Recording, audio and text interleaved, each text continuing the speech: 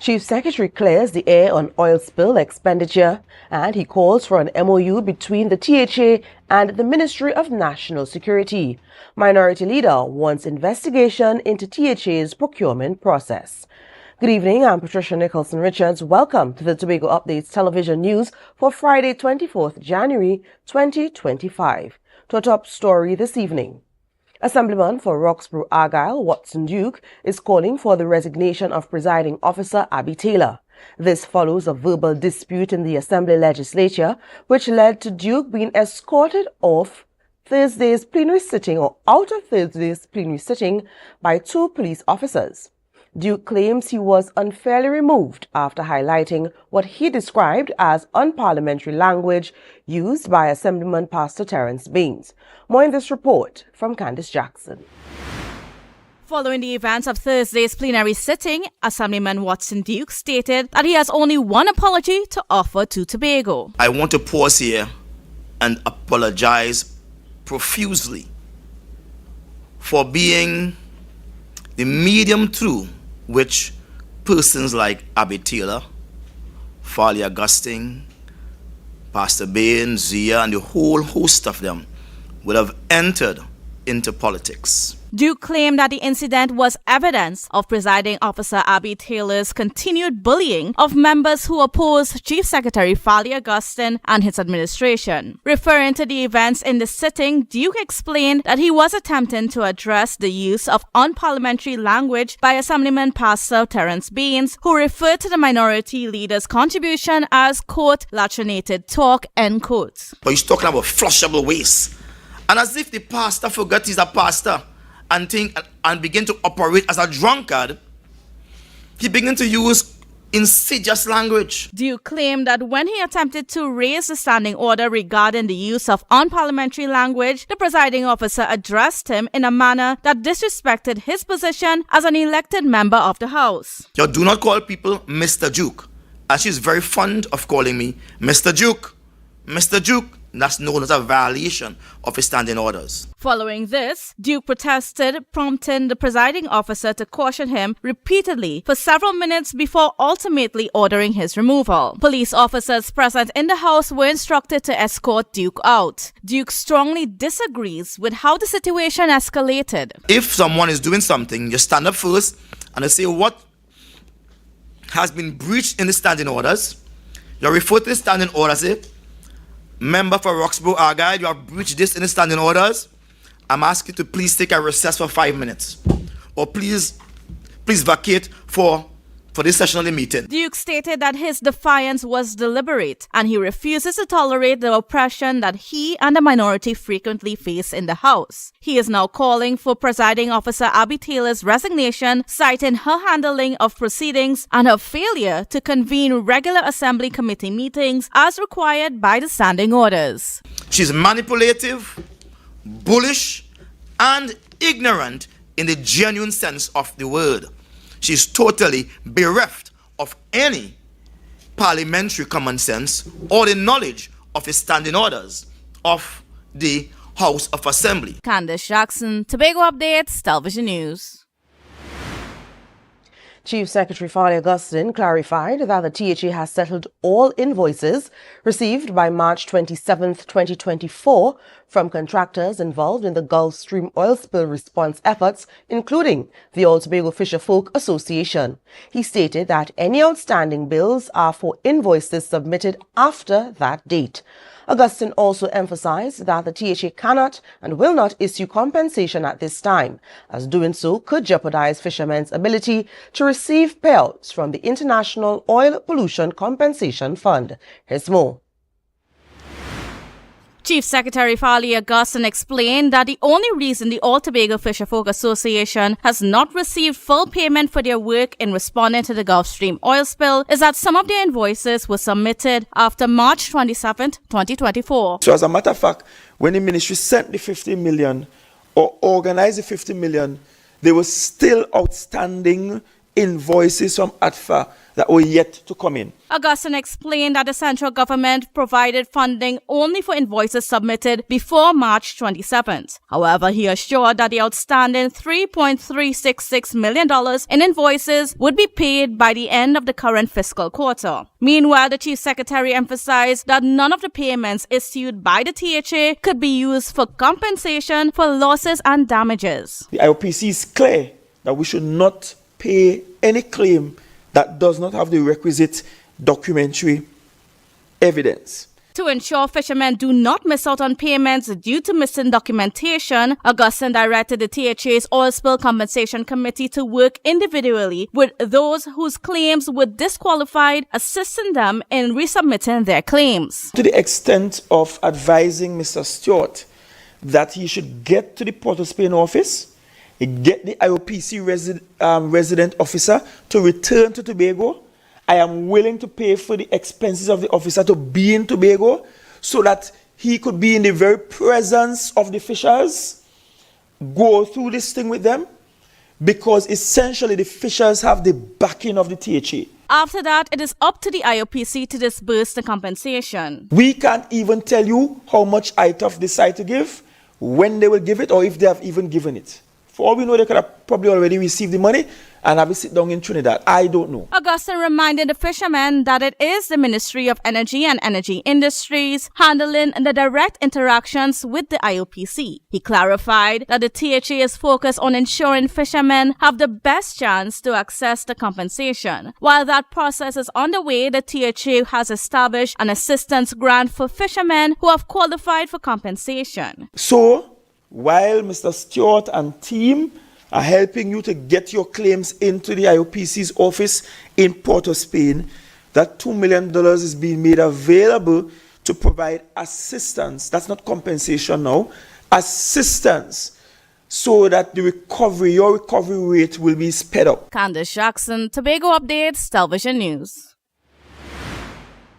Well, the Chief Secretary has introduced a motion at the 37th plenary sitting of the Tobago House of Assembly on Thursday, seeking a memorandum of understanding with the Ministry of National Security to address the rise in crime rate in Tobago, highlighting alarming crime statistics, including an increase in murders and gang activity. Augustine stressed the need for collaboration to protect communities and families. Reporter Joe Sheldon tells us more.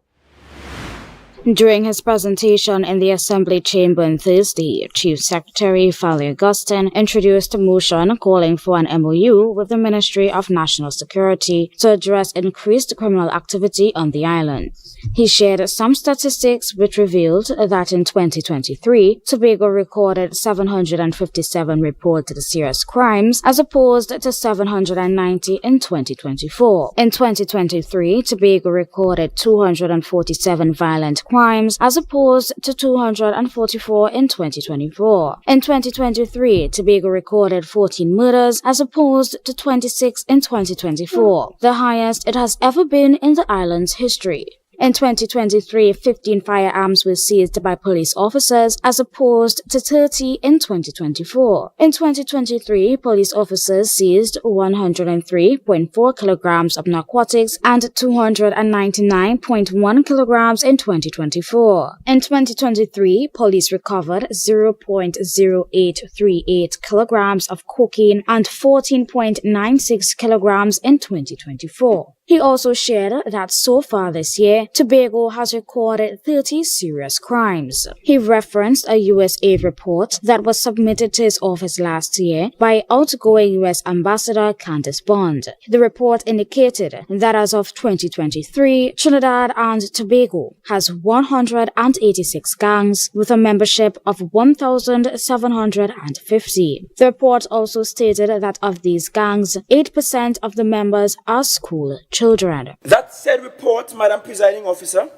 is also estimating that in Trinidad and Tobago, 8% of our students, meaning children in school, are involved. Augustine highlighted that the report reveals a significant rise in gang activity in Tobago, with 28 known gangs recorded in 2022, a sharp increase from just 3 reported in 2009. Says that in 2009, Tobago had 3 known gangs. In 2012, Tobago had 5 known gangs. In 2014, Tobago had 9 known gangs. In 2019, Tobago had 24 known gangs. And in 2022, Tobago had 28 known gangs. Joshua Dan, Tobago Updates, Television News. We'll take a short break and come back with more. Stay tuned. When the game is on, you don't want to miss the best moments. With AMPLIA TV, you can enjoy our ultimate sports package and watch your favorite games on the go. Stay connected and informed with sports news, scores, and stats with AMPLIA's fastest internet speeds. Up to 1 GB fiber internet, you can stream riveting football action, cricket, NBA games, and much more. With AMPLIA, it's game on. Visit amplia.co.tt or call 800-4663. AMPLIA. Do more, live more. Want to get better? Where to start? What kind of exercise to do? What to eat? How to get restful sleep? Need a doctor to search for root cause? Look no further. Come to Majuba Hill Lifestyle Center Foundation at our Wellness Center in Goodwood, or Food Hub in Darrow Springs, Scarborough, or Doctor's Office in Goodwood and Darrow Spring. Contact 49 Swift 4979 438.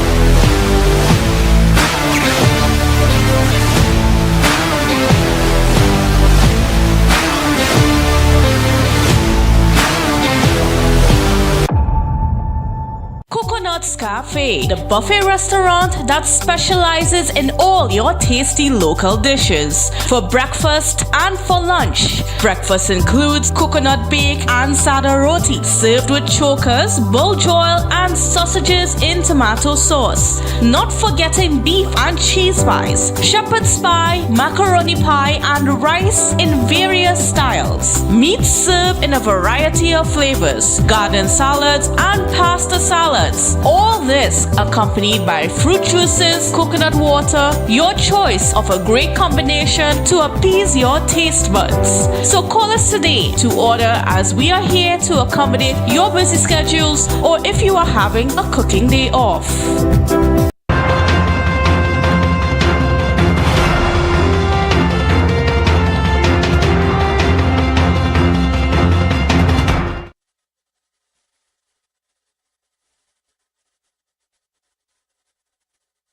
Welcome back. During the 37th plenary sitting on Thursday, Minority Leader Kelvin Morris raised concerns about the procurement process for 4 emergency road projects under the THA. He questioned the awarding of contracts to unqualified contractors, highlighted escalating costs, and pointed out environmental risks. According to Morris, some projects are now under investigation by the Anti-Corruption Investigations Bureau of Trinidad and Tobago. Reporter Joshua Dan has the story. Assemblyman Kelvin Morris expressed concerns about the contract awarded to Innovative Roofing Construction for the Milford Road Pigeon Point project, citing the company's lack of experience and the absence of environmental protection plans for the sensitive area. According to Morris, the matter is currently under investigation by the Anti-Corruption Investigations Bureau of Trinidad and Tobago. How did this THA find this company to award this company that is located somewhere in Charleville or so in Trinidad a contract for over $54 million, where the contents of this contract and this proposal is alarming? Morris noted that the Chauvin-Stobie Road project faced approval issues and land acquisition complications, with costs escalating from $65 million to $100 million. But here it is, a road that in the first place would have come to you at no cost, at a superior kind of design, because it would have been a dual carriageway.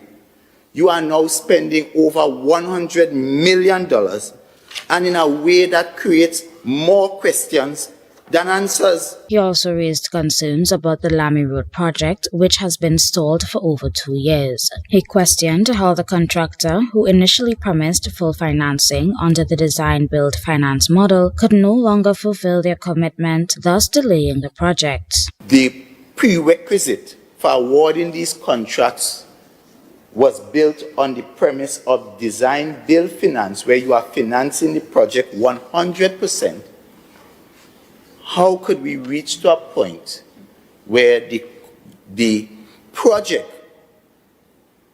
was left abandoned for over 2 years because the person who said they could finance it could no longer finance? He stated that the Montberry to Smithfield Road is the only completed project, with an independent assessment valued at $8 million and not $19 million, the figure quoted by the THA. When the independent quantity surveyor assessed the value of the works, they have assessed that at best this road could only cost about $8 million. So the question we all have to ask, and this is why we require the investigation, where the $11 million gone? Joshua Dan, Tobago Updates, Television News. Well, in response to the Chief Secretary's motion calling for a memorandum of understanding and increased allocations to address crime on the island, Minority Leader Kelvin Morris attributed the ongoing issue to the THA's negligence in effectively managing the problem. Morris said since the THA took office, it has been responsible for the decline of the construction sector, resulting in many young men being left without employment opportunities. This administration has overseen the dissemination of the construction sector, so there are economic factors as well. Because as soon as they came in, they blacklisted the main contractors on the island who hired over hundreds and hundreds of young people and families. He argued that the rise in criminal activity can be attributed to the THA's failed policies. He further asserted that the THA, rather than the Minister of National Security or the Ministry of National Security, bears primary responsibility for addressing crime on the island. Is the Minister of National Security to be held accountable for that? That is your record. That is your failed policies. You're watching the Tobago Updates Television News. Follow us on Facebook, Instagram, and YouTube at Tobago Updates. More news after this. Tobago Glass Supplies has been a leading name for over 37 years in the glass and aluminum market in Tobago. We provide an extensive range of high-quality, innovative aluminum and glass products for commercial and residential use. Competitive prices with superior and professional services by committed employees who are guided by rigid quality standards. Tobago Glass Supplies specializes in the manufacture and installation of glass and aluminum products that are essential to today's homeowners and the business environment. We are engaged in marketing, sales, and installation of a variety of products. These ranges from windows and doors to necessities such as mirrors for homes and vehicles, designed and manufactured in-house or imported.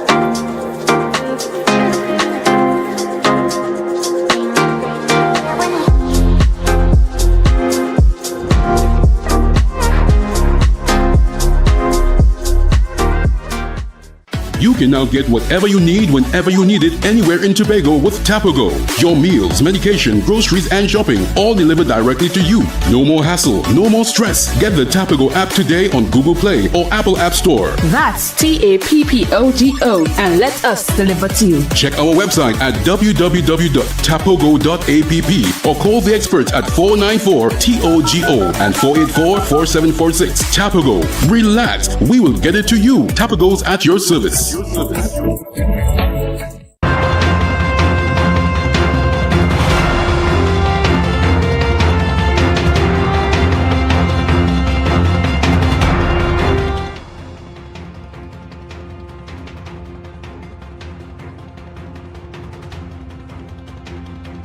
Public Utilities Minister Marvin Gonzalez has received the final report on the 2023 TSTT cybersecurity breach.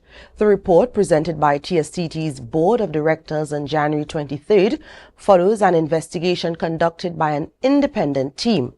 Gonzalez expressed his commitment to using the findings to improve cybersecurity and crisis communication not only at TSTT but across the public sector. He stressed the need for vigilance in the face of persistent cyber threats and highlighted the importance of transparent communication, particularly with customers.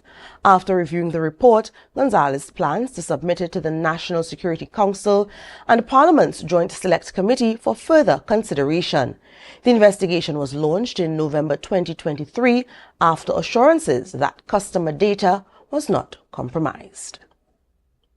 The Gender and Child Affairs Unit in the Office of the Prime Minister has signed a memorandum of understanding with the Pan American Development Foundation to create digital resources for children in Trinidad and Tobago. The collaboration will focus on 3 key projects: improving the Child Zone TT platform, producing animated videos on child rights and protection, and creating an online directory to connect children and families with essential services like healthcare, education, and legal assistance. A press release from the Gender and Child Affairs Unit states that the signing ceremony highlighted the government's commitment to digitalizing child welfare services. PADF expressed its ongoing support for initiatives aimed at child protection, including prevention of child sexual abuse and strengthening local service networks. Our weather report is up next. Stay tuned. With Flow Business's new smart solutions, powered by super fast, reliable broadband, you'll feel like there are more versions of you working for you. From website design, development, and digital marketing to promote your business, 24/7 business class support to cloud solutions, security, and more. Multiply your growth today.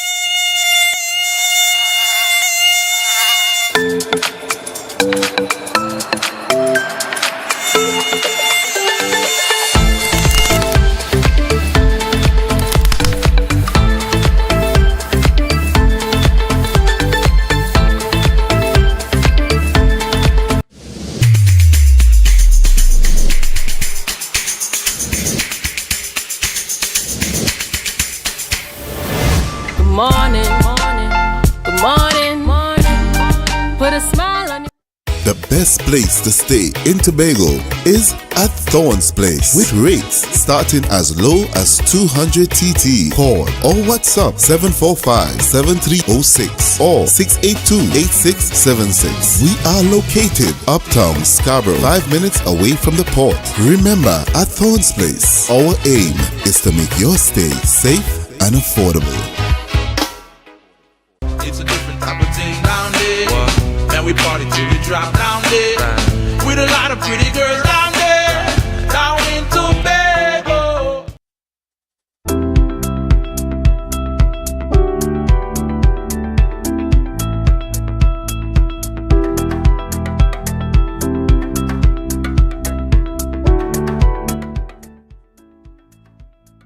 Now for a look at the weather weekend update from the TNT Met Office. Tonight initially fair with showery spells in some areas as the night progresses. Tonight's temperature will be around 24 degrees Celsius. For tomorrow, you can expect initially fair conditions with showery spells in some areas as the night progresses. Daytime temperatures will reach a high of about 30 degrees Celsius, while nighttime lows would be around 25 degrees Celsius. On Sunday, mainly hot, sunny, and at times breezy conditions, despite the low chance of 1 or 2 isolated showers. A mostly fair night is expected. Seas will be moderate to occasionally rough throughout the weekend, with waves near 2.5 meters in open waters and near 1.5 meters to occasionally choppy in sheltered areas.